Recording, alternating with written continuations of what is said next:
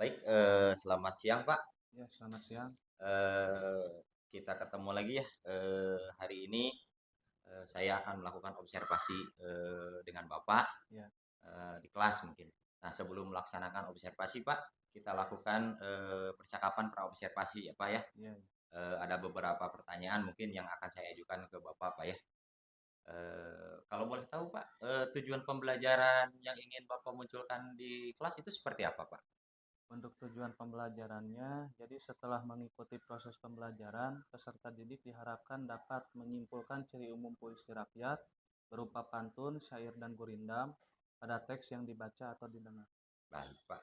Jadi setelah pembelajaran peserta didik dapat menyimpulkan ciri-ciri umum dari puisi rakyat, Pak ya. Ya, ya.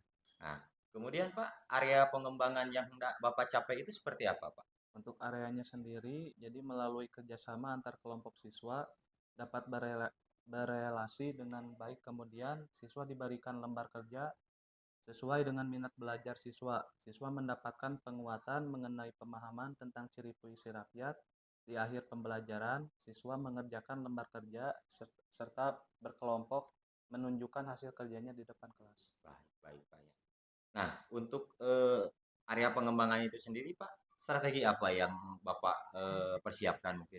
Untuk strateginya, jadi ada tiga. Yang pertama, menggunakan metode picture and picture melalui kolaborasi. Yang kedua, menggunakan media pembelajaran, menggunakan video yang ditampilkan. Dan yang ketiga, murid dibagi menjadi beberapa kelompok sesuai dengan minat serta kemampuannya mengerjakan lembar kerja. Baik, Bapak.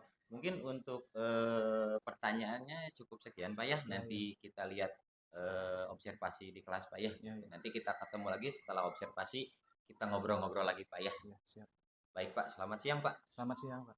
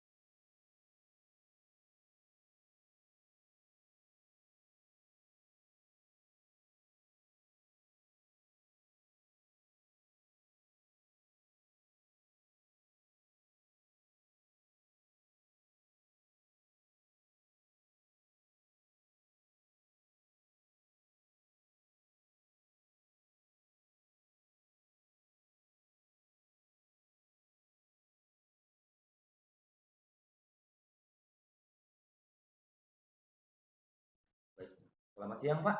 Ya, selamat siang, Pak. Baik, kita ketemu lagi ya. Kemarin setelah tadi setelah saya masuk ke kelas gitu, mungkin ada beberapa catatan Pak ya, hasil observasi saya ke kelas Bapak. Di mana dalam kegiatan pembelajaran tadi itu menurut saya itu sudah sesuai Pak dengan apa yang Bapak rencanakan gitu. Ya, Pak. Semuanya sudah termuat dalam rencana pembelajaran Bapak gitu, mulai dari tujuan pembelajarannya, kemudian langkah-langkah pembelajarannya sampai dari proses awal sampai akhir mungkin saya bisa dikatakan cukup baik Pak gitu. Terima kasih. Namun dari hal tersebut ada beberapa catatan yang menurut saya harus bisa dikembangkan lagi Pak, karena saya melihat siswa masih kurang percaya diri Pak ya. Jadi tadi ketika ada siswa yang ingin maju ke depan masih ragu gitu. Jadi untuk kedepannya itu mungkin harus menambahkan rasa kurang percaya diri siswa gitu sambil ke depan. Jadi guru perlu mengimplementasikan budaya positif dalam pembelajaran. Baik Pak, sebagai catatan tadi Pak ya, apa yang menjadi pengembangan kompetensinya Pak gitu, untuk siswa atau untuk diri Bapak dari pembelajaran tadi? Menjadi pengembangan kompetensi, yang pertama pembelajaran berdiferensi, di mana pembelajaran disesuaikan dengan minat bakat serta kebutuhan siswa. Lalu yang kedua, melakukan pemetaan gaya belajar anak dengan mengidentifikasi cara belajar siswa baik secara visual maupun auditorik. Ketiga, menggunakan beberapa media seperti gambar maupun video yang diberikan penjelasan dengan ceramah. Yang keempat, dibagi kelompok sesuai dengan minat bakat serta kebutuhan siswa.